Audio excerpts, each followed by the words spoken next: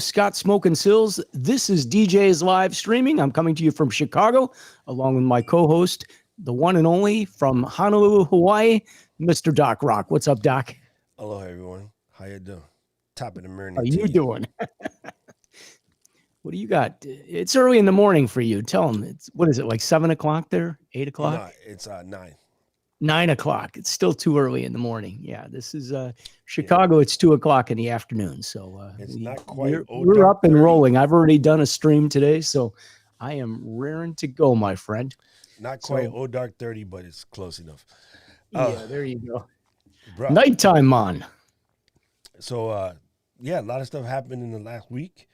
Got to send a shout out to, everybody who's always coming through and helping us out with the streams and doing that. So, thank you guys. I know Robert will show up like really, really quickly. My Chicago wedding DJ said, "How's it?" which is awesome because the funny thing is, HOWZIT is a Hawaii greeting. How's it, bro? How's it? Yeah, how's it that's going? What we say. Everyone, you give this shocker, they say, "How's it?" And I know, like in the mainland now, you guys have Primo beer. The Primo beer character was, his name was Primo, and his dog's name was How's It. You go, "Oh, I'm Primo. This is my dog. How's it?" And so it's kind of funny that Primo beer is like nationwide. When I first moved here, they used to be the funniest commercials. So like I don't drink beer, but I always loved the Primo brand.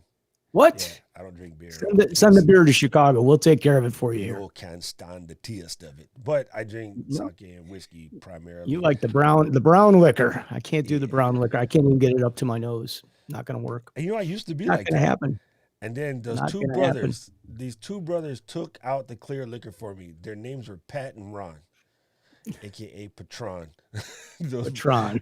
Bro, many years of the twins, Pat and Ron, took me out. And I get a lot of offers for that, especially in the clubs. But no, thank you. I will take a Miller Lite. I'm on the record. I'll have a Miller Lite. Yeah, Patron will have you walking around the neighborhood in your drawers, yelling out weird things. Let's see who's tapping us in on Facebook user. Hold on, let me close this. Facebook user, if you look in the description, it's Robert. Robert knows better. Robert, go in the description and click on that link that says ecam.live. Give up all your rights. Give up all your rights and click that link. No, it's no rights. It just lets Restream know that you're able to know that we know that it's you. So if you click that link, then it won't say Facebook user. It'll actually say Robert. And then we'll know. What's up, Brother Chris? Good to see you here. Yeah. So we wanted to talk a couple things today. We'll wait. Yeah, we got some hot topics, actually. As the other ones come. But the first one we want to touch, because it's kind of a big deal to everybody in the DJ space, is be fair warned, you may be getting an email from Twitch. It turns out that Jeff is no longer going to let themselves take the hit for the RIAA. Yeah, it's really that was weird, coming. Bro. You might have to refresh, Robert. Sorry about that. I understand the RIAA. I get what they're trying to do, but like they're almost like that way too strict parents. When you're that heavy-handed and you act like that lady from Matilda, you know that kids movie Matilda, the one teacher, she had the Afro puffs on the side of her head. She was like really, really mean, and like she would like beat the kids and throw them in the closet and all this other weird stuff. It's a kids movie. We used to play it in our store, so that when parents would come in and they want to buy a stereo or look at TVs or something, and the kids would be rambunctious, we would play Matilda on this one little get them back in line. Yeah, no, the kids would sit down and they would just stare at the TV or watch Matilda the whole day. So the parents, my brother and I, can help the parents, sell them a TV or show them how to work the stereo, their camera, or whatever. So it always played in our store because it's a very vibrant and colorful movie, and you know how that catches kids' attention. So we used to play that movie all the time. Anyway, the main enemy in that movie is this teacher. I forget her name, Mrs. Crabtree or something of that nature. And she was just very strict, mean, and like really heavy-handed, like supposed to be the school marm, from like the 1930s, kind of mean. And the RAA acts like that. And when you act, hey, Chris, my man, Mrs. Trunchbull. See, Chris knows what I'm talking about. Mrs. Trunchbull, that was her name. Yes, it's a famous set of books, actually. I found that out later when I had my niece watch the movie, and then she likes to read, so we got her the book. But yeah, RAA is like that. They're very heavy-handed, and then so people tend to want to. People don't respect that level of heavy-handed. They just don't. So then people like try to go out of their way to just defeat them. And I don't care what the RAA says. I'm going to do it this way. I'm going to do it that way. And hence Napster and LimeWire and Twitch and streaming and all the stuff that we do. Like most of us do it because most of us in the industry actually hate the RAA. I think a lot of artists hate the RAA. I think a lot of people don't even know who they are, to be honest with you. Yeah. I think because they're so heavy-handed, I honestly think a lot of artists hate the RAA. And they're the what is it? The Recording Industry of America Association. But basically, they're the ones that music go around police and complain about everything. Hey, Rob, good to see you here. Look, get some Rob from Two Buddies floating around somewhere. I seen his tag come up real quick. Hey, real quick before you continue, are you sure we're coming through on the YouTube stream? Because I'm not seeing it right now. Let me boom. I'm on our channel, but I'm not seeing that stream. So I was just kind of curious. Yep.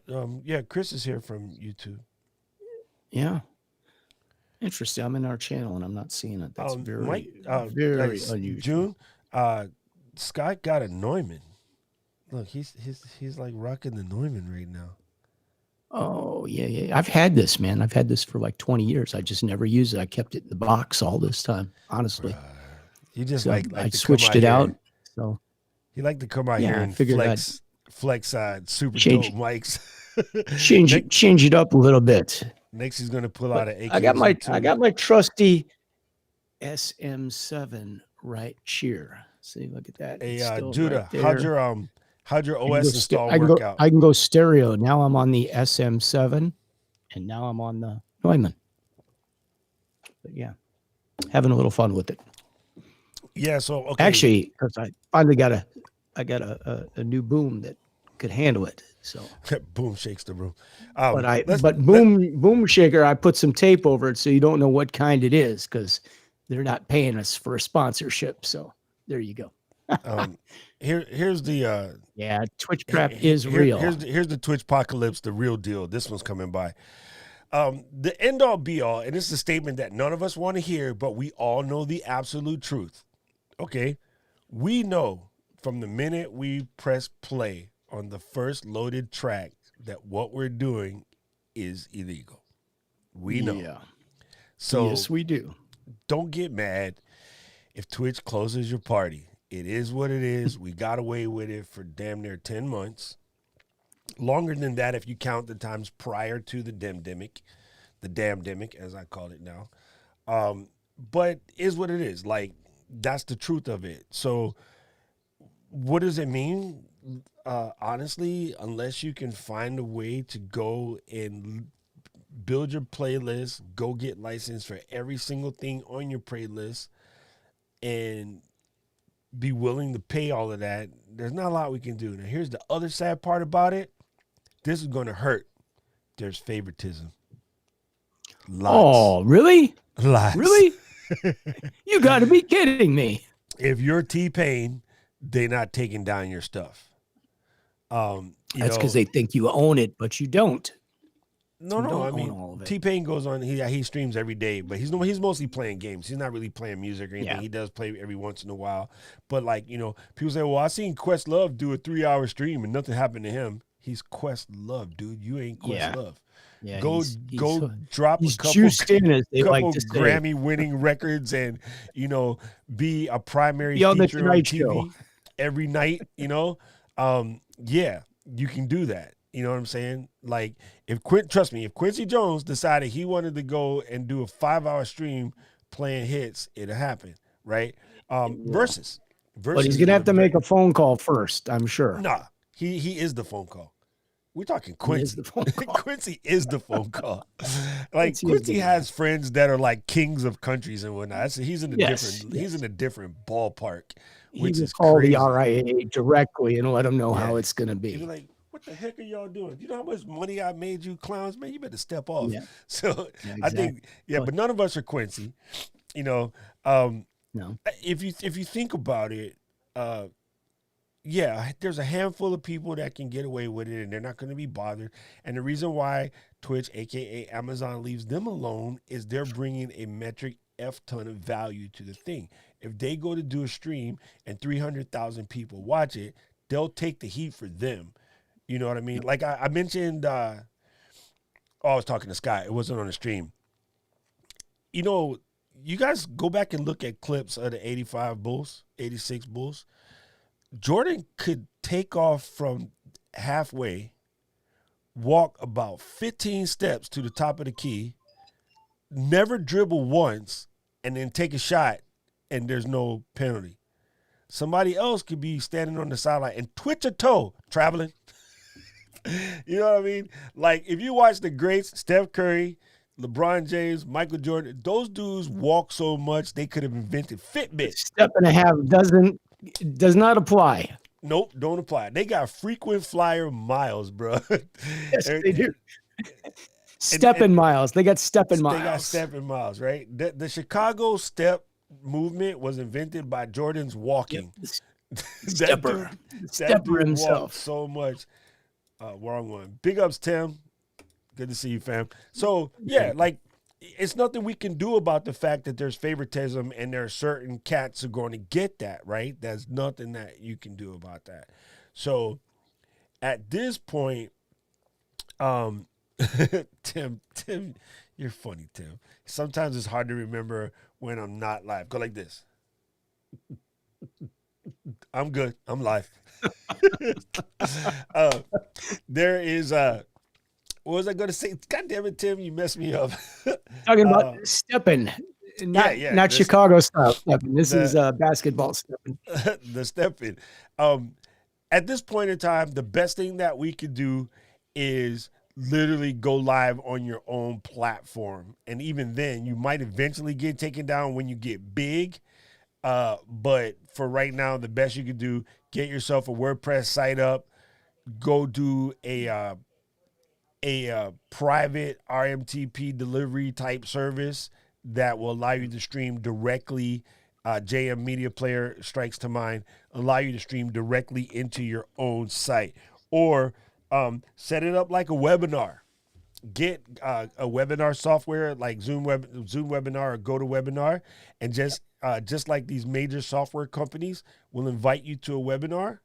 You basically invite. Invite them to the Okay, stream. all right, fam. I got 250 tickets.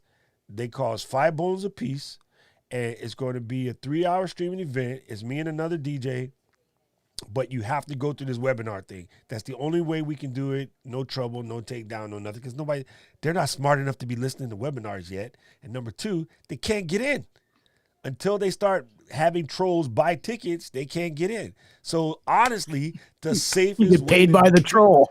yeah, the safest way to do it at this point, Zoom webinar or GoToWebinar or Blue Jeans webinar, some stupid webinar software that you got to download 50 bones a month. Sell tickets, $5 a piece, $10 a piece, $20 a piece for that fundraiser life. And instead of teaching how to do, I don't know, like return on investment reports or candlestick watching in stocks, you bomb tracks, bro. Just bomb tracks. And if you don't think you can do it, be like, put out a thing and say, hey, you know what? I'm going to take a poll. How many people would be willing to pay 5 bones for a 3-hour party that I'm on a DJ? And if I get to 100 people, this event will happen. If I don't get to 100 people, boom, boot it. You'd be Yep. surprised, man. I think most of us have enough fans that we could pull it off. And you'll be able to play your Post Malone records or your Michael Jackson records. Nobody Holla will back. bother you. I mean, right now there's 25 of y'all now. Right now, that's 25, and it's just us two ugly fools sitting up here telling y'all how to do this. So there's not a sound to be had right now, and yet 25 of y'all done got up, got yourself your coffee, your Two Buddy mug. Tim had coffee and donuts. I know him. You know what I mean? And we got Pennsylvania, England, Chicago, like cats from all over, Hawaii, and we all sitting up here on a And Wednesday. we got our caffeine.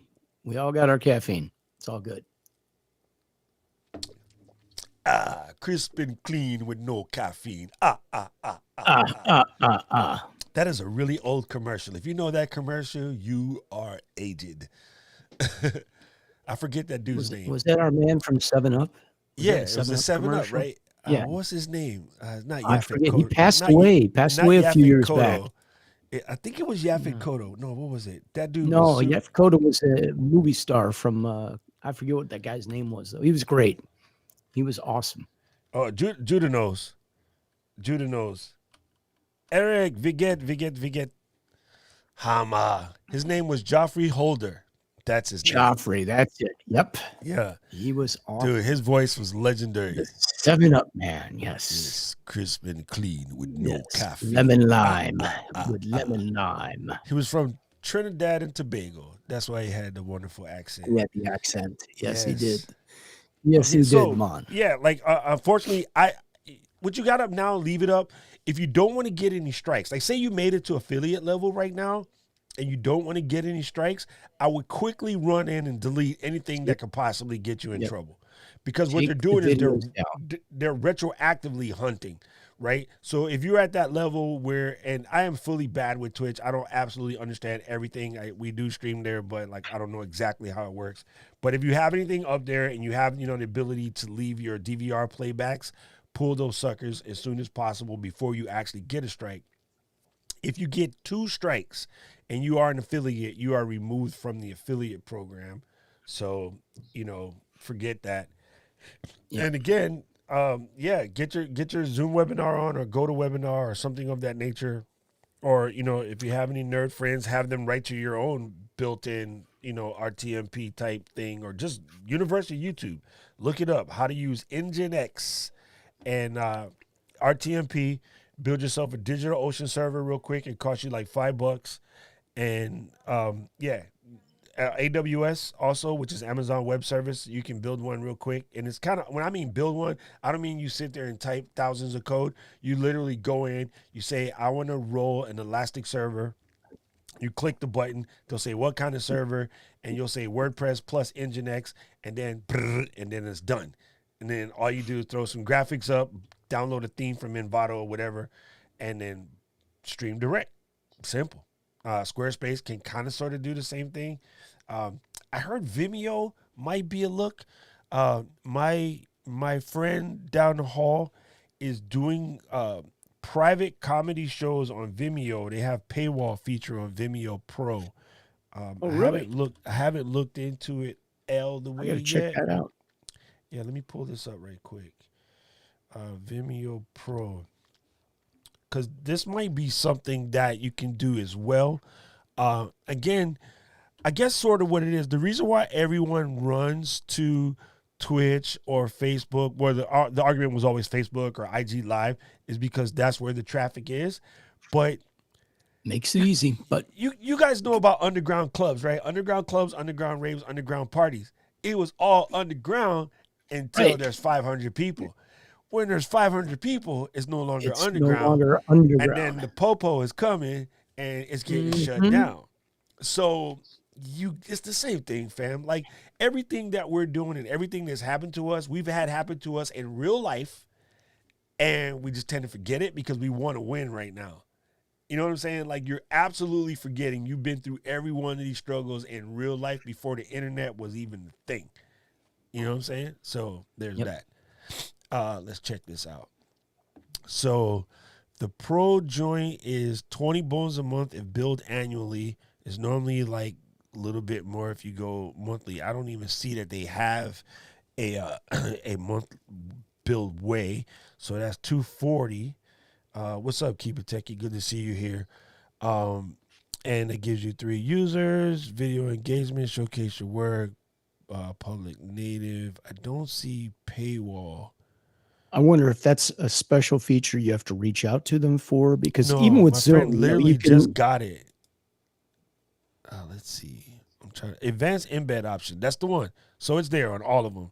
Advanced embed options would be what normally allows you to hide something behind a paywall and lock it. People need to spend money to engage or whatever. And Vimeo was good for a minute, and then they kind of messed it up, but then they fixed it. So at the beginning, they were trying to be YouTube, and they realized that they weren't going to be able to be YouTube, so they stopped doing it. And then they just really cater to the more filmmaker guy, the creator guy, the guy that goes and create their own community, not hunt for community kind of thing. And so they blew up after that. You know what I mean? And I think Vimeo Pro might be a good way for you to do your thing. The actual premium one, which is relatively pricey at $75 a month, but it actually has unlimited live streaming. I think the other ones, they have limited live streaming. It says unlimited streaming up to 12 hours per event and 7 terabytes of storage. Now, it's funny. Unlimited up to. Okay, Yeah. companies. Can you It's guys, not unlimited. bruh, do you understand the bombaclot definition of of unlimited? Anyway, so yeah, I would take a look into this kind of thing and see, like, even if they let you do some live streaming, see what that is. Yeah, I don't see that they show any way whatsoever for you to do not just bust 240, but how you do your 240 tests. Throw your party, pre-invite, think of it like a Kickstarter. If we hit this threshold, the party will happen. If we don't hit this threshold, the party shall not happen. Okay? And then, Yeah, that would work. you know what I mean? Because then you don't have to worry about losing any cake or whatever. It's like literally, hey, this is what we're stuck with. And go live and just talk to your people. Like, go live without playing any music, or download a bunch of royalty-free beats that kind of fit your genre. They exist. We have royalty-free house beats. We have royalty-free hip-hop beats, play something that's royalty-free and talk to your people for a minute. Be like, yo, this is going to be a short little 10-minute. I'm going to conversate with you guys. I need to see how many of you guys are in. And everybody will show up because they think you're about to spin. And then as soon as they show up, you watch the thing. Like, Keep It Techie popped up. I seen Keep It Techie popped up. Hey, Keep It Techie, what's happening? Engage your folks. Tell them what's popping. Tell them, hit you up on the email if you're interested. And then be like, if we get to this 100 people, after my 100 email, I'll send you guys a PayPal link. Everybody drop in their 5 spot, and come Saturday, nickel bag of funk is popping. Yep. There's my party, nickel bag of funk. And then send me 10% for hooking you up with the business idea. There we go. Doc's got to get his angle.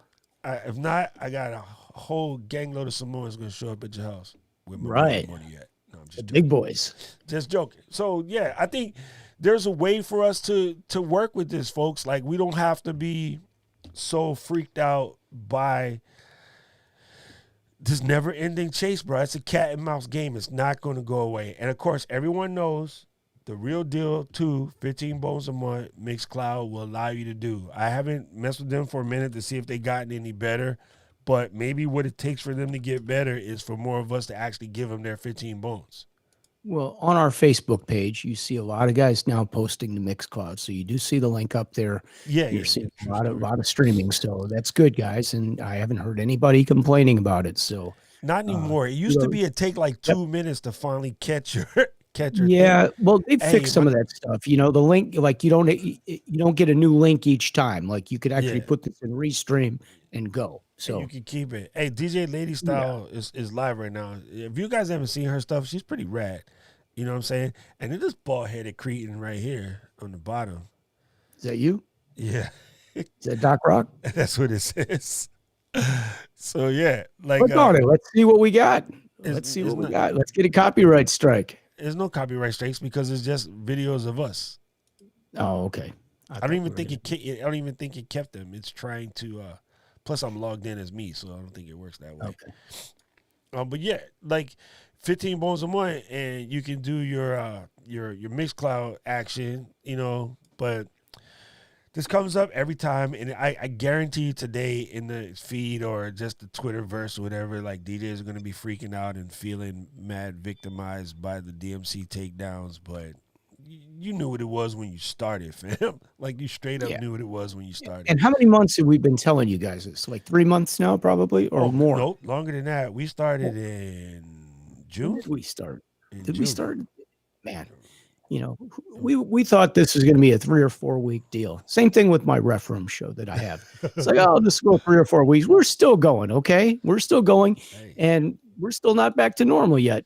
Who would have thought that we started this? The whole thing started like March 7th, I think.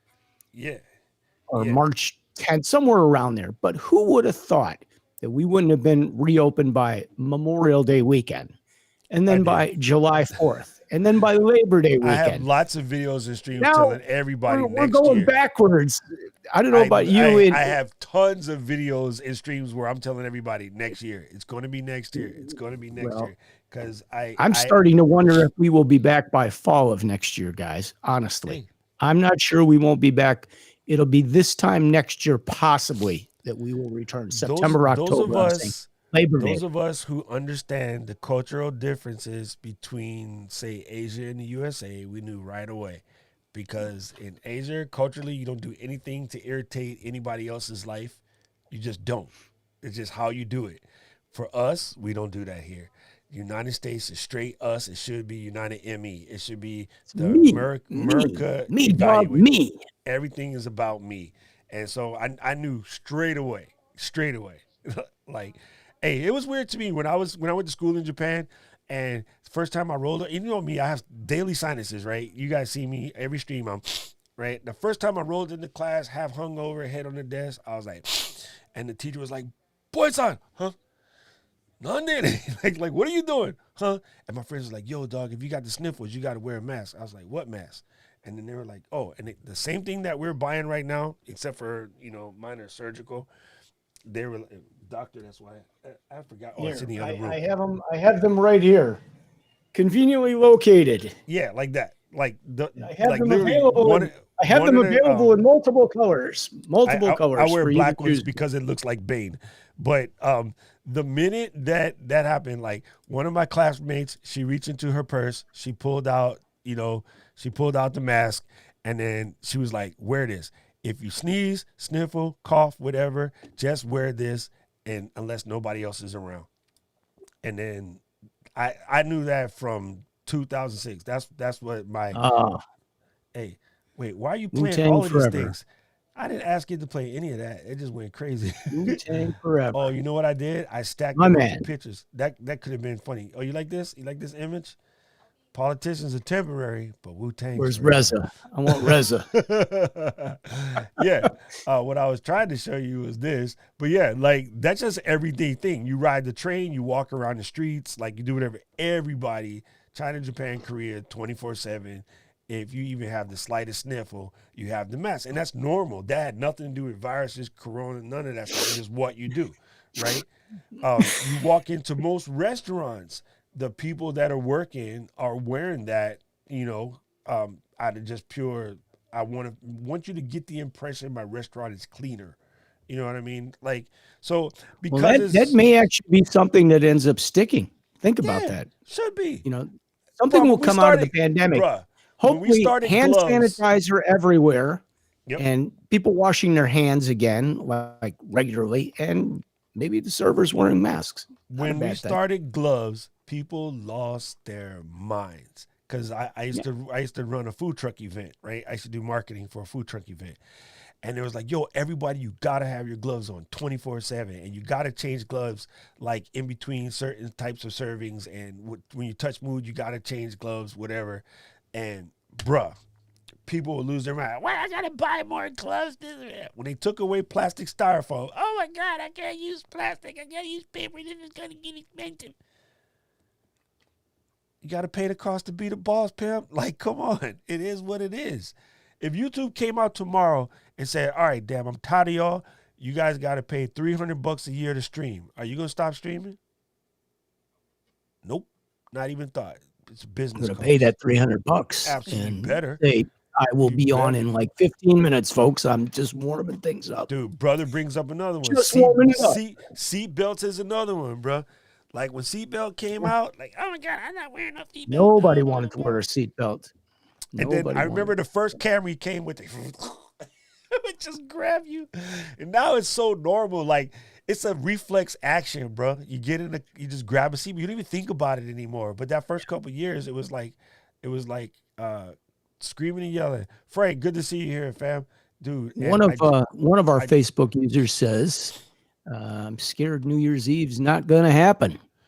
New Year's Eve is going to happen. I'm going to tell you why. Okay, everybody roll in. Let's get close. Yep. Let's get close. Let me do this real quick. New Year's Eve is a guarantee. Do you know why New Year's Eve is a guarantee? Because there's no way for anyone to take December 31st off the calendar. December 31st will be on the calendar in every country in the planet. That's how it works. What you do with it is your choice. Okay? So it's mindset, fam. This is straight mindset. It's so easy to be like, oh, New Year's Eve not going to happen. It's also so easy to be like, New Year's Eve, I'm selling tickets to this webinar. I only have 500 seats because GoToWebinar blocks me at 500. Start today, October 21st. What is it? There is an opportunity out there, guys. Yes, and start today. Maybe a better opportunity than if you were going to work at the club. Truthfully. Because you can have your own thing. You be the promoter and you will be the collector of the receipts. Thank you. You probably will make more. If people were used to coming to pay $25 to watch you at some spot. 25 is at the low end, bar. True that, right? Right? So you tell them, listen, not only, and thinking about it, if you do it correctly, like, all right, if we get to this number, I'm going to hook you up with a discount link to get this champagne sent to your crib, if that's legal in your state. Okay? We're going to do everything the way we do it in the club, but just in your living room. And you know what? Check it out. This time, that $120 cover charge covers everybody in your crib. Not every head got to pay, which doesn't happen in real life. So if you know you're going to have 20 people at your crib and, the interest is $25, everybody give up $1.01. Yep. Boom. All right, you got it. The maximum effective range of an excuse is about 2 feet, period, point blank. Like, at some point, fam, you got to take the onus on you, right? And, guys, now is the time to do this because absolutely, New Year's is going to be here before you know it. Absolutely. And you'll have enough time to promote this and be successful because a lot of other guys are going to jump on it. They're going to do it late. And guess what? They're going to be late to the party. You'll already have your tickets sold. Here's the playbook, soup to nuts. Today, go to Canva, create a free account. Or go to Adobe Spark, create a free account. Make the flyer. On the flyer, you put, let's see who's in there. Frank is here. And this time I will say the trucking couple, not the trucking company. The trucking couple. I do know because I always mess it up every time, and then Frank has to get me in trouble, and then so Frank, most of the bouncers at the Rhino are my boys. Most of them come from Hawaii, so Big George and all of the dudes that run the door at Rhino, those all Hawaii kids I grew up with, like straight up, super funny. Anyway, so you go and you create your flyer, right? And then just to get nobody in trouble, I'll just use Frank and Rhino as a thing. So you'd be like, all right, this DJ Rhino, I'm going to do a dope New Year's Eve party. I'm going to spin in your crib, like request line style, the whole 9 yards. Whatever you guys want to hear, we're going to play that. The party will exist from 9 until 1, okay? My cover charge, because it cost me a lot to put the stream together, is going to cost you $20 for your crib. It's like pay-per-view for your house. But I only have 500 slots because GoToWebinar is going to charge me like $200 to put this together. So I need to do it. It's not really the right price, but I think it's roughly that. GoToWebinar is going to charge me $200 to throw this together. Okay. If we get to 500 people by Thanksgiving, I will send you a discount code to local store in your neighborhood who will help you, gladly help you. And we're going to give you a certain discount on Corbel, because it ain't got to be Corbel. Right? No, I don't drink that crap, but pick something. Talk to Miller Lite. Talk to your local store first, because they're hurting too. Be like, yo, what is it? What do you got? Talk to your local like baker or local like Rib Shack. Yo, if I put this thing together, can you do catered joints at $50 that will feed like 10 people? Oh yeah, we got it. All right, cool. We're gonna do a collab, right? You're gonna go to Smoking Scott Smokehouse. You're gonna get the ribs. Okay, you're going to get the bottle, you're going to get the ticket to the thing, and here goes the party. And we're going to do a New Year's party. So but now you're the promoter. All of the cake is yours, son. Yeah. Like, I can't take it no more. I can't take people on their damn excuses. Get out there. Get at it. Now, let me just throw another idea at you guys. And I kind of toyed with this. I have a client that I did earlier this year who's a chef. And when we were on the limit of 10 people in Chicago, I was thinking, well, for New Year's Eve, maybe what we could do is get a very small space, invite 10 people to what would be a VIP meal and party. And those people, we would have the chef create a fantastic, 5-star experience for those people, charging accordingly with a bar and everything for the night. We do like a 4-hour party, so they get their dinner and all that. And then we would stream the rest of it. So the rest would be tickets. So we would actually have a live portion to it, so you could see people dancing, enjoying themselves, a little clubby, and then everybody could kind of join in from there. But the VIP experience could be a pricey thing. That wouldn't be a $20 ticket. Somebody coming out for a really nice meal prepared by a famous chef or something of that nature, a little more high end, but you probably have 10 people that would be willing to do that, I'm sure. Oh, most definitely. Everybody wants the VIP experience. Everybody wants to be in the green room. So here you go. And again, there has to be I mean, everybody here has a pretty decent like size following. There has to be ways for, sorry, I refreshed the page and Facebook doesn't know how to start with mute. There has to be a way for you to pull this off. Like, most people here have a following stronger than 100. If you have a following stronger than 100, you can pull this off. You just got to scale it accordingly. You know what I mean?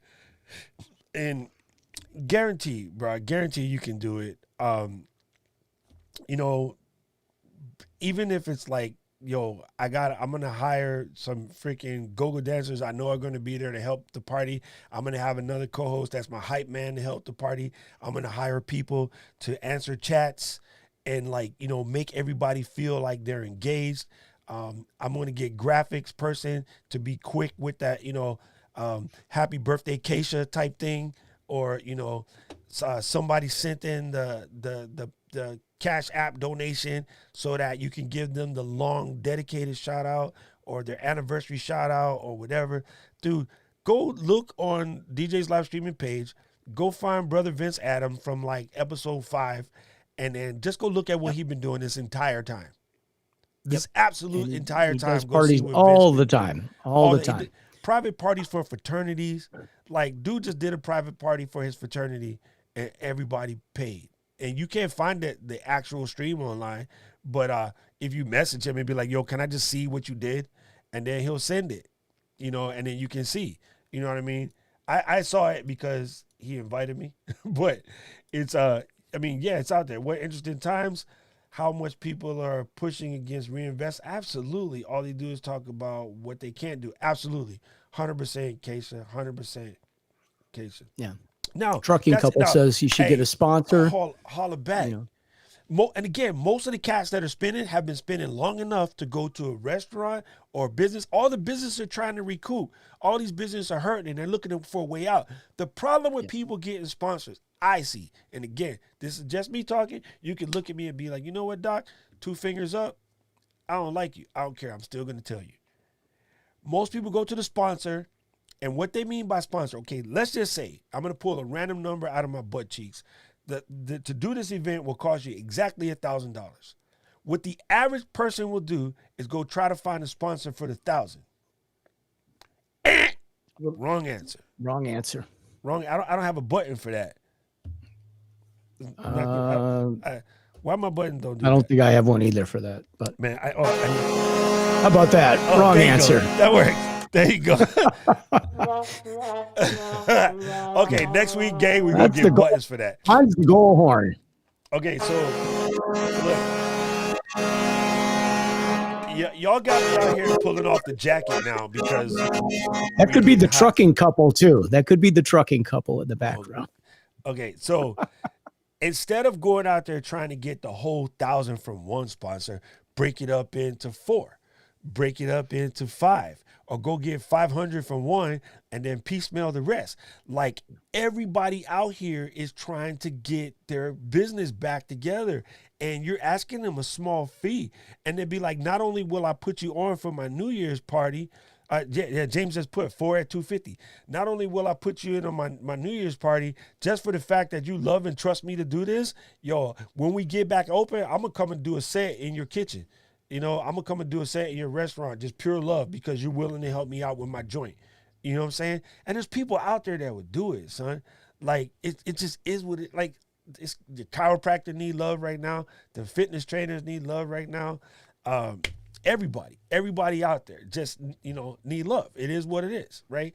And maybe it's different here in Hawaii because we kind of help each other out like that. Yesterday, Judah right here called me up and be like, yo, dude, I'm trying to install OS on this old machine and it's giving me a headache. And I was like, damn, dog, you screwed. That was my first comment. But while we was talking it through, I was checking thumbsticks. And then in my magic box of thumbsticks, I happened to have an old thumbstick with that old version of the OS installed. Nice. Bruh, I walk down the street 3 blocks. I give it to him and be like, hey, knock yourself out. If it don't work, call me again. We'll come up with something else. Because that's Hawaii, bro. We just help each other out like that. And that's awesome. You have that somewhere in your clique, bro. It don't even have to be in your neighborhood. I live in a place where I don't have any friends. Bro, you got friends around the world, right? If I wanted to do a stream and say, hey, I'm bringing in this musician live from the Ivory Coast, I'll be like, Keisha, can you just pop on and say what's up? Like, boom. If you see his neighborhood, you're like, I want to move. I don't know. I just think there's a way, bro. You can wrap this around. Like, we're going to be here. Frank going to come from Vegas. Scott going to come from Chicago. Somebody else going to come from New York. Let me know. Like, it's just you guys that want to do that, I'm in. I'll do an hour or half hour, whatever you want. Collaborate. I'm going to tell you on New Year's Eve, I'm going to sit back and be drunk with my family for the first time ever. I'm not working, so I'm actually taking off. But James, Scott, you guys could do it together right there. I will tell you, I had one of the guys I do some business with here. He owns a music store in Chicago, DJ store and production company. And he hit me up. He was willing to pay me, name my tune in terms of coming over there and doing a stream. Well, I'd do it for him. I mean, you don't even need to pay me, even though times are tough. I just do it to help him out because he's a good guy. He's got a nice store. I'd like to see him stay in business because he helps me when I need it. So, that's what it's all about, guys. Yeah, dude, check this out. Frank had a fantastic idea. Oh, not the Family Feud one. I clicked the wrong one. Frank said we needed a Family Feud button. But Frank said sell 30-minute sponsor slot like football. I refuse to say soccer. Like football does, and make your joint commercial free. Yeah, so there's no really commercials. Yep. But not that I can't stand them, but if you're the green screen type, your whole back green screen could be step and repeat of their logo, or you can have a little ticker or something moving around or whatever. You know what I mean? Absolutely. Said, I just found a DJ friend, just told you he could find 250 euro sponsors per episode of his weekly live streaming set. Absolutely. Very good ideas. You know what I mean? And like you said, if there's a Will Smith, there's a way. You can get jiggy with it. Like, I know you guys all got it in you, but every single person up here, you know how I know you all got it in you? Because every one of y'all went to the DJ booth and somebody else was DJing and stood on the outside of the booth and stared at them and then eventually was like, yo, dog, let me get on. Yes, that's how you got started. That's how every single person out here got started. Come on, man. Let me play for just a couple minutes. And then that dude was open. I gotta pee. Boom. go handle this while I go pee. Yeah. And then he came back and you was good. And he was like, all right, you got it, shorty. Let me go get a drink. And then nope. Or, oh, I got this little hottie. I got to go talk to her for a second. Can you spend about 5, right? Yeah. Oh, what? Next thing you know, hey, can you come back next week? Because I'm going to get paid. You're going to spend for free. I'm going to get drunk. Sound familiar, James Cole? No, I'm joking, James. I'm joking. But that's how it all started. And then you become friends. And then you guys become partners. And then, years and years later, you guys still gigging together. Like literally pretty much almost everybody in this group started in a similar-esque fashion. Other than that, the other way most people got started is their friend was the promoter/dealer who just put you on because it was a safe way for money to move. But we won't talk about those. Different time period. Holla back. All right. So we're going to talk about the elephant in the room today. This is our other subject that we were going to talk about because this is funny. Me and Scott were talking about it. Me and Scott, my English. Scott and I were talking about it yesterday, and it's funny. To this day, there's still a sync button controversy. What? A sync button? Yeah. That's the elephant in the room? The sync button? Still. That is the hot topic, isn't it? Why are we still talking about the sync button? Pretty scary. Seriously, why are we still talking about that? All right. In the comments, guys, how many of you guys use the sync button? Let it rip. Come on. Fess up. Fess it up. Do you use the sync button? Hey, all right, we'll give them a second. We'll give them a second to put their comments in. Come on. It's like 20 seconds, but I'll say right now, if I'm super rich. Fess up. Do you use the sync button? Big Mike. Oh, snap. Big Mike from Maui. Do you use the sync button? Is that a yes? What's up, Big Mike? It's been a minute. Yeah, I do. Why not? There you go. Robert said yes. Okay. I don't know why Robert. So only a couple guys use the sync button. No, why wouldn't you use the sync button? What's wrong with the sync button? This is the age-old discussion. If you want to electrify your Facebook page, all you have to do is put up a comment about the sync button and watch everybody chime in. I do, but I'm not a DJ. Okay. Look, it definitely makes a difference. I don't care if you have a sync button or you don't have a sync button. You still need to know what you're doing. That's exactly the technology properly. I just put it there. That's exactly what Frank just said in his own truck driver statement. I mean, if you don't know how to mix anyway, you don't know how to DJ properly, sync button's not going to help you. If you don't know how to count the music, if you don't know, when to put the song in, when to take the song out, sync button's not going to help you. I like Robert's comment too. This is good, Robert. I can't believe I'm about to give you some juice. It says screwdriver or drill. Yep. Either one gets the job done, but a drill is easier. The correct terminology is drill driver, but I'm going to let it slide. Okay. Well, shows you how much I know about the drill driver. The tools are meant to be used. Yes, absolutely. But I love Frank's comment, like technology is a beautiful thing, folks. Embrace the technology. Know how to mix, that thing is not going to save you. It just straight up ain't. It's straight up. Absolutely not. Yeah. Oh, you know what? This is my favorite word from across the sea that we don't use here. But Frank mentioned if you're a good programmer, right? If you can't program, it's all about the music. It's all about the music. In the UK and in Africa, they call you a selector. You remember, come selector, come down, right? The person who's picking the right music, the flow the right way, that's the selector. Literally one of my favorite words. And why it never called, because it sounds better. Come programmer. Come selector. Yeah, come selector. Literally one of my favoriteest words. The selector.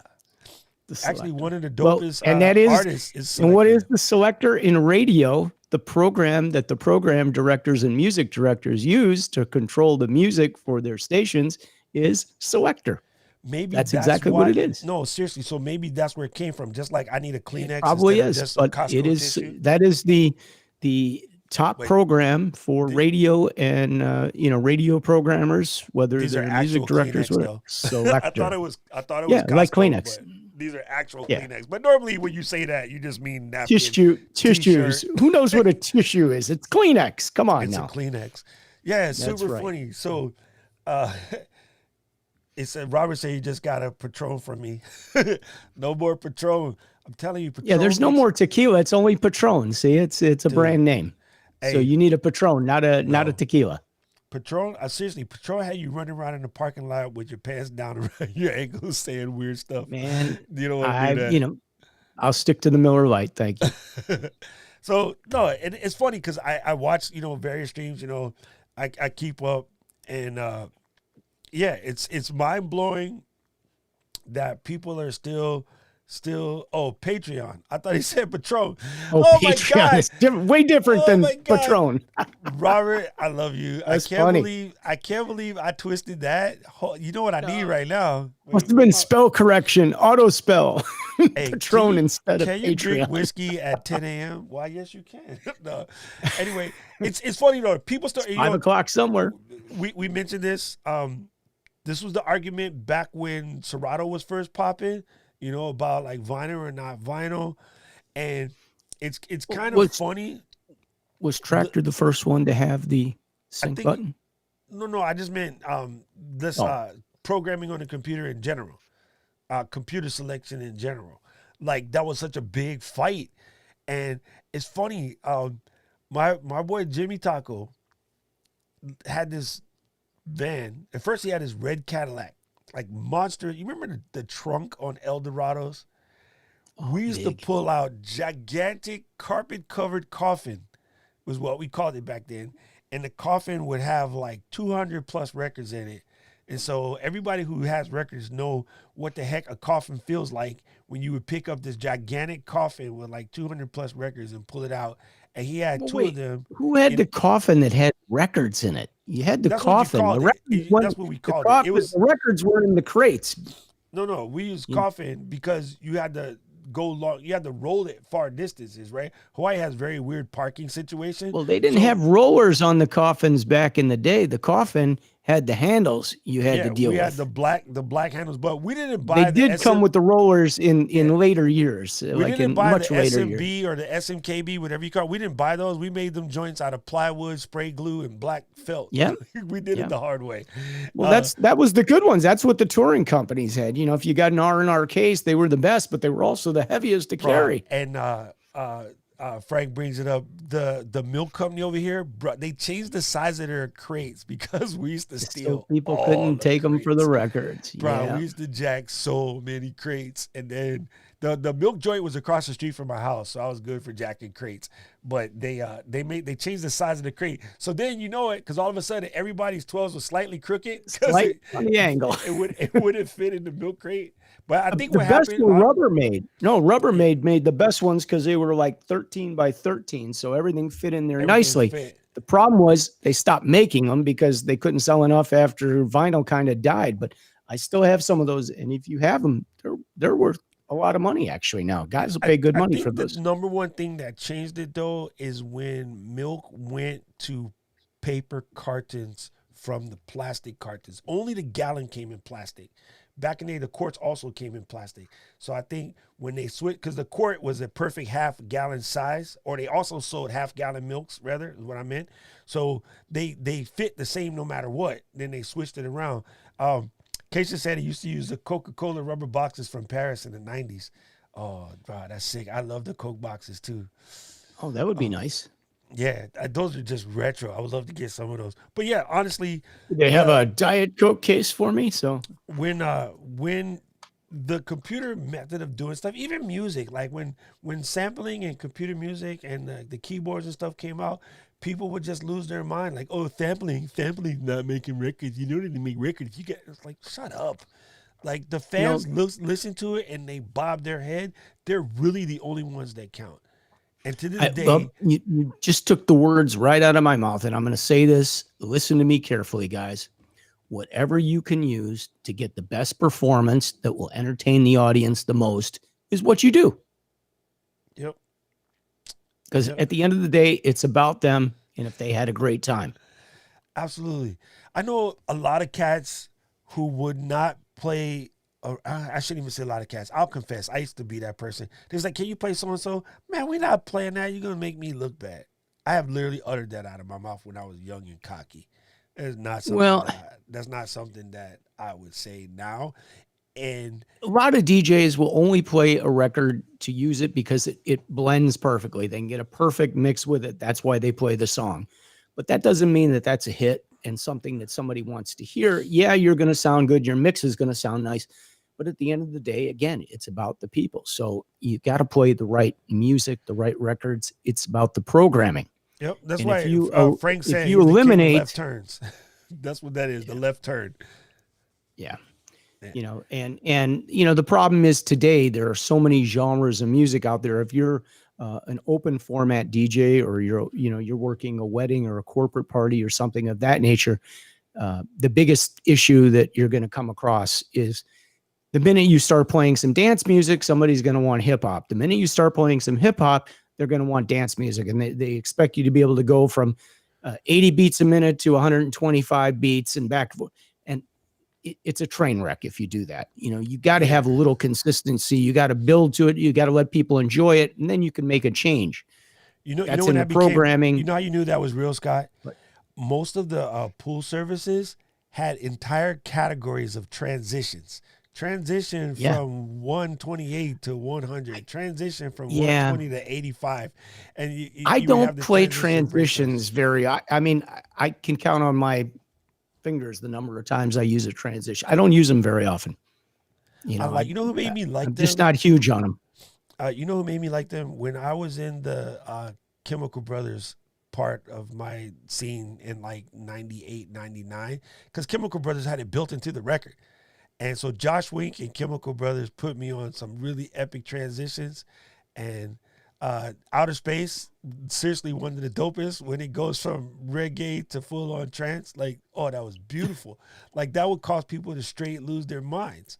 So it was a cool way to go from your hip-hop or dancehall set and then move into the up-tempo set. Like, It was really – and also at that same time, Armand was very good at that as well. And you go to here and back again and back, it's not going to work out very well for you. Yeah. Just so you know. And I like what whether Frank you got says. a transition or not. He says he does use mixed in key a lot. Is absolutely. I don't use mixed in key whatsoever. Now that's one technology I never embraced, because again, it's forcing you to make everything sound the same. If you listen, let's just say there's a genre of music you're not very well educated on. You don't know, like, all right, for me, like trance is not something I ever really played. Okay, I'll be honest with you. But if you put on 6 trance records, they could be the best 6 trance records. And if you blend them together, it sounds like one 30-minute set of garbage to me. I'm like, I haven't enjoyed it. I want to change. So if you would mix some things up and change it, I could at least possibly enjoy the party. That's all I'm saying. Yeah. So I'm not a fan of that. And so getting stuff in key just means it's going to continue to somebody that doesn't know what you're playing. It's going to sound like one long record. Like, is this guy ever going to change the music? This record's been playing for the last half hour. I'm not a fan of that. Coming from like half-assed musical career, because I used to play clarinet, I actually like the mixing key because I could hear when the keys don't match. I remember James and I, one of the young bucks, we wanted to put them on one night. Literally, truth was we wanted to get drunk. We were at the club called The Mix. And then our buddy, Toma, was one of the young kids. And he's like, just came in. He's like, okay, I want to try to do a set or whatever. And it was banging. Like, the club was banging. But me and James was like, we're going to go to the bar. So myself, James, my boy JP, Jimmy Taco, we're going to take up to the bar. All right, Toma, this is on you. If you mess it up, we can kill you. But Hawaii clubs are small, so when you mess up, the crowd is right there. You can't run away. Like, they can literally grab you from the DJ booth. And then when we're sitting there and we're watching them and we're holding our drinks, and James, he just like, nudges me, and he's like, yo, he's mixing in key. And I'm like, yeah.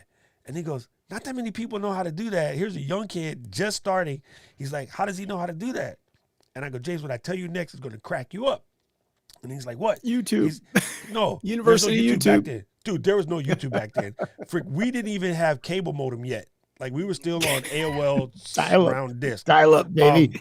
You've got mail. I was like, James, he probably doesn't even know he's doing it, but he's a classical cellist from school. Oh, well, In high school, he okay, was so a he classical understands cellist. music. So without He even understands knowing what theory. he was doing, he was actually mixing a key.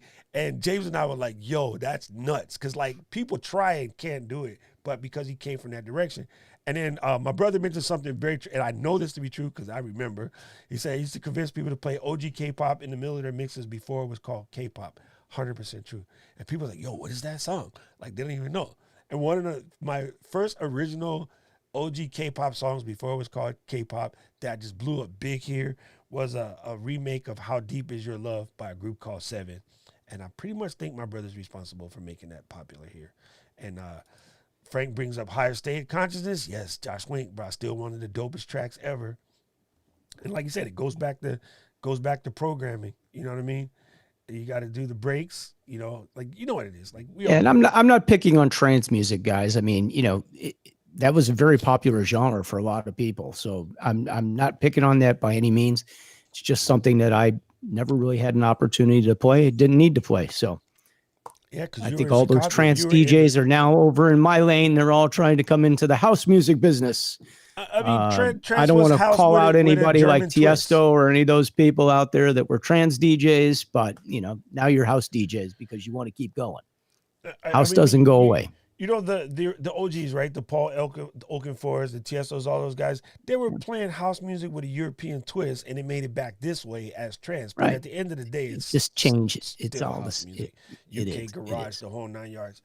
Yeah. So never dug UK garage either. So. Oh, dude, my favorite, bro. Craig David, UK garage eras. Oh, could not be touched. Yo, that was what we called the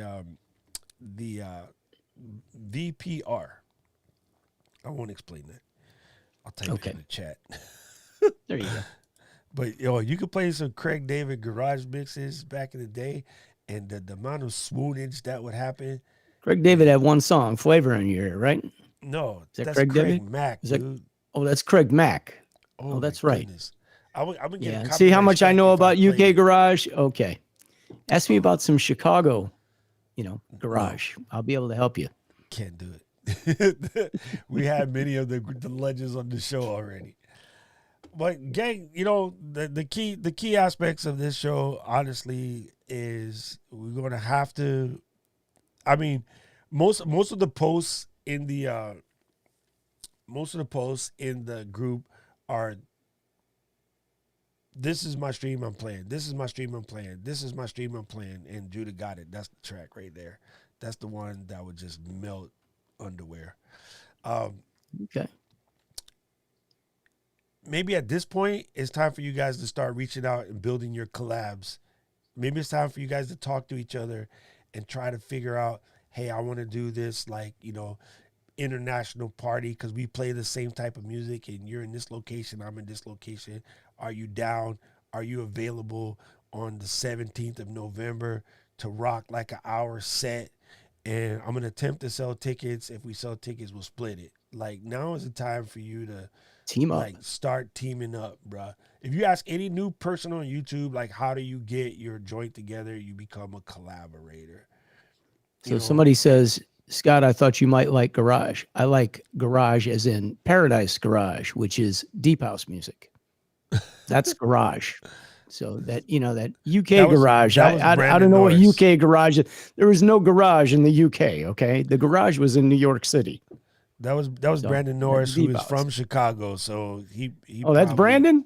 Yeah. Oh, Brandon, come on, man. You know what garage is, but it's deep house. He's probably messing with you.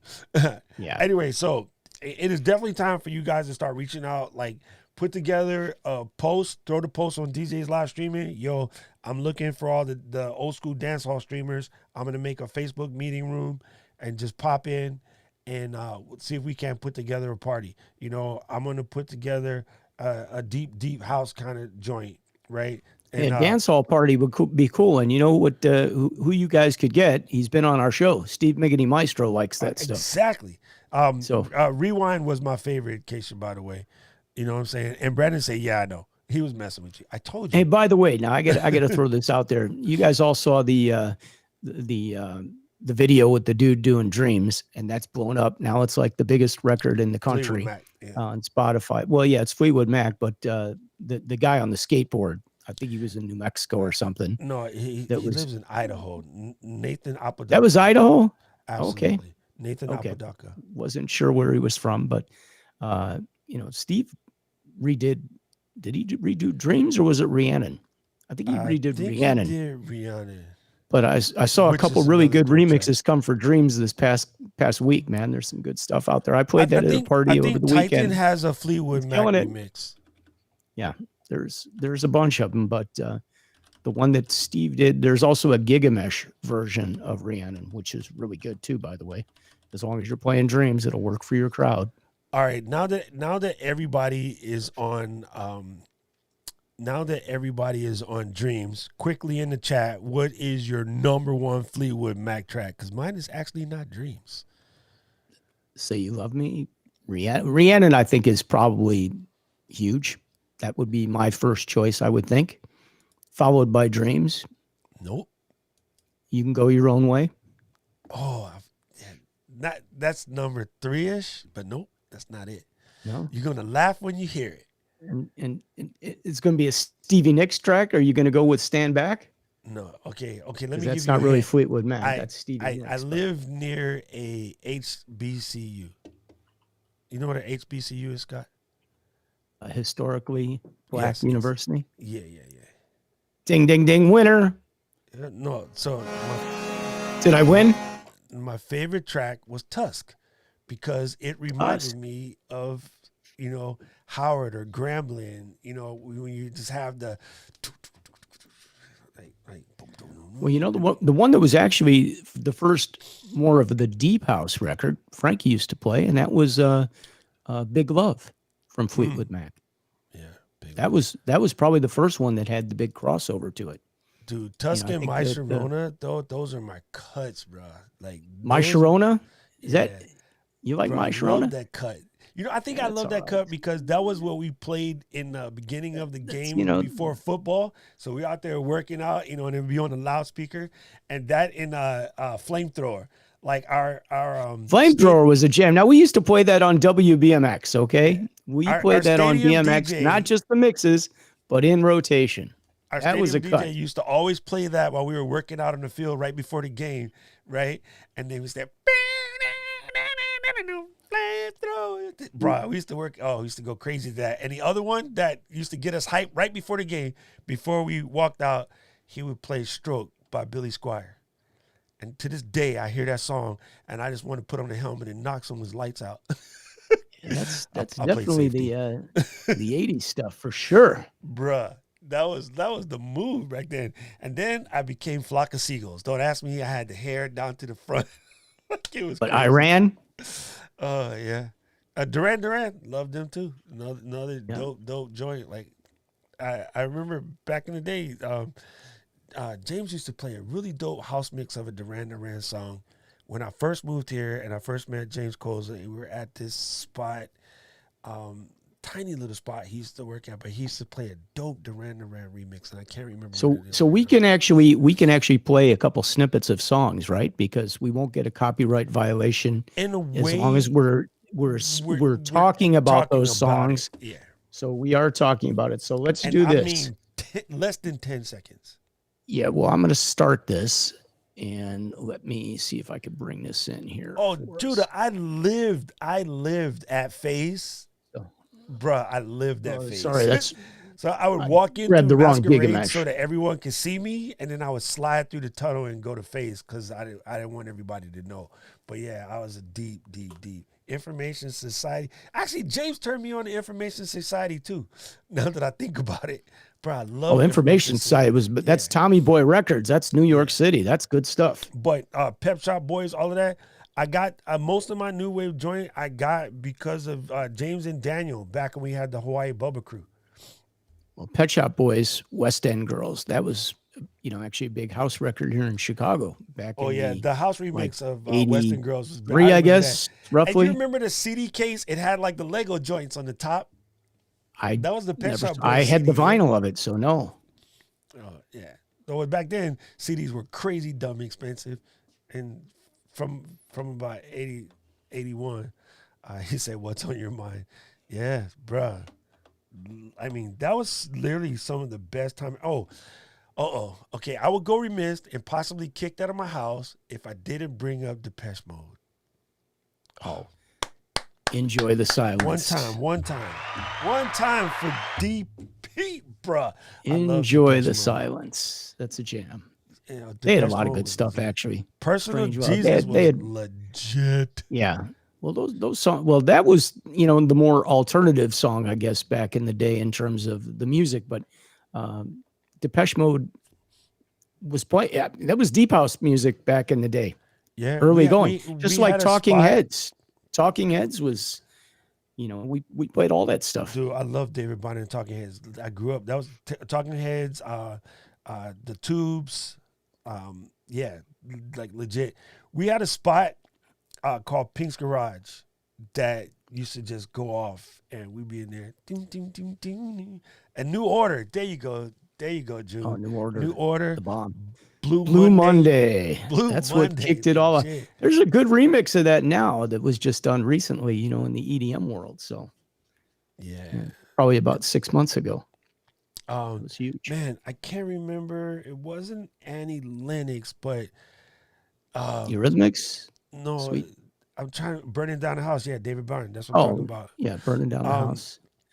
Strange Love. There you go. That was another dope one.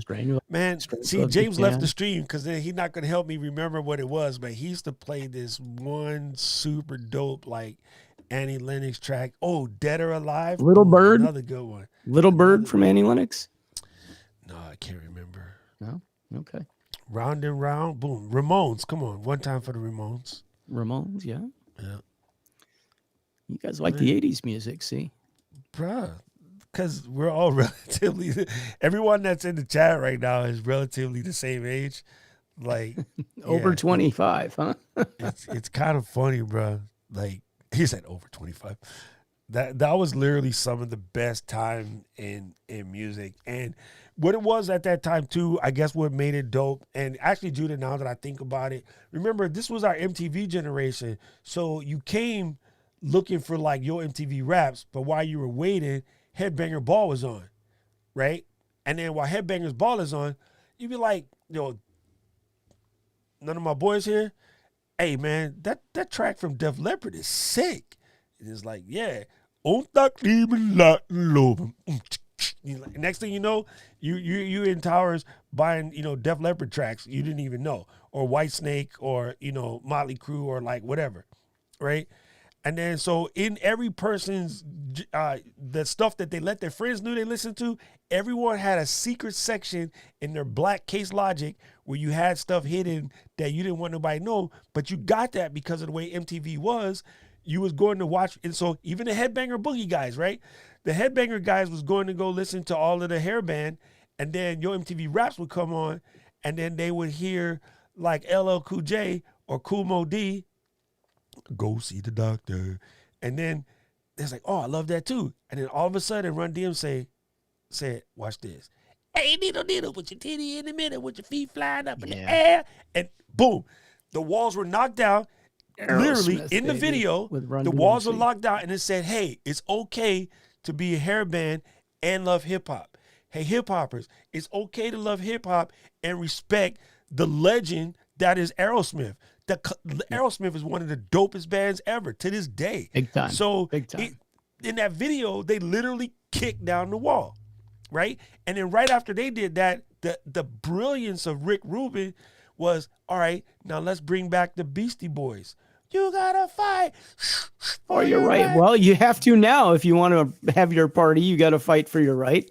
So, like, at that moment, right that vote, was the folks. minute that, like, music started to take away some of those idiotic lines that were formed by marketers, not necessarily the way real people funk. It just wasn't. And guess another thing that what made hip hop in the 90s there, all the old disco and house records. Yeah, all old disco and house records. And then also when they started bringing in the hip hop jazz thing, like that blew up the Backpack Crew. Like, and hip hop exploded when the Backpacker came around. Dude, tell me where you was the first time you walked into your record pool and it's just, here's all your records, here's your records, right? At that time, we were still mostly house, some couple hip hop records. And then I remember they're like, hey, check this out. It's kind of funky. It's weird, but it's funky. And I was like, what in the F is a diggable planet? Did then, you took the words did you just listen to it? I was like, all right, this is bullshit. This is Afro pink. Nobody rock an Afro no more. Yeah. We got Jerry curl. What's popping? Blah blah blah. Oh snap! Yo, I burned holes in that record. I played that joint so freaking much. All 14 tracks, top to bottom, just bang, bang, bang, bang, bang. That was just delicious. That was actual delicious vinyl. It wasn't on delicious vinyl, but that was actual delicious vinyl. And there's only a few albums that will ever get that hashtag for me. But Rebirth, no pun intended on that delicious vinyl. Yeah, Rebirth the Slick was delicious vinyl. Rebirth was the best. Oh my God! Lords of Acid. Yeah. Oh my God, Frank, you killing me. Here's how I got stuck on Lords of Acid. You know exactly what I'm talking about. I can't finish the rest. The first time I heard that in the club at full blast, I literally ran to the DJ booth. Daniel, what is that? And our brother Daniel is no longer with us. Rest in peace. Love you, brother. No. He was like, this Lords of Acid. I was like, I would never listen to Acid. He's, well, you're listening to it now. And I went straight to Towers and bought that. Crazy. How about the first time you ever heard that real first hip hop record? Sugar Hill Gang. I was there. Story. I walked into a store on Belmont and Broadway, and they played that record. I'm like, what is that? And of course, my brother has to actually do a real webinar. It was so different. DJ it's so cool. Sorry, we are. We fell off the topic. It was supposed to be closing like 20 minutes ago, but then we started talking about records with this DJ stream. This is what happened. Gosh. We started talking about old we records. lost track of time. Yeah, and then we did talk about the elephant in the room, though, right? We did talk about the sync button. We could have gone in more detail about that because I do find it funny that my brother has to go do an actual webinar after we talked about webinars. But yeah, I hope he's charging for it. It's Robert said we're nuts, but we that's are funny. That's certifiable. All right, so now I'm gonna go listen to some old tracks and actually get some work done. Right. But hey, thank you folks for popping through. Judah, I'm glad that install worked out for you because, like, that had me perplexed for a minute. So, teamwork make the dream work. And we were actually going to have Brian Red on the show today, and Brian's got a little bit of a family emergency with his sister. So my thoughts and prayers with you, buddy. Absolutely. And we will get you back here because I didn't mention anything, but I do want to say something and wish him well. And thanks for joining us, everybody. I hope you guys are doing well and stay safe and all that good stuff. And we will see you next Wednesday from Hawaii and from Chicago. I wanted to say same bad time, same bad channel. I'm just joking. We might get copyright flag for that. Anyway, not. Do you want to hit your Rodecaster Pro, or do you want me to hit mine? Yeah, here you go. Boom. Wait. Oh, yours. Real talk. Real talk. Real talk. Real talk. Time to go deep, y'all.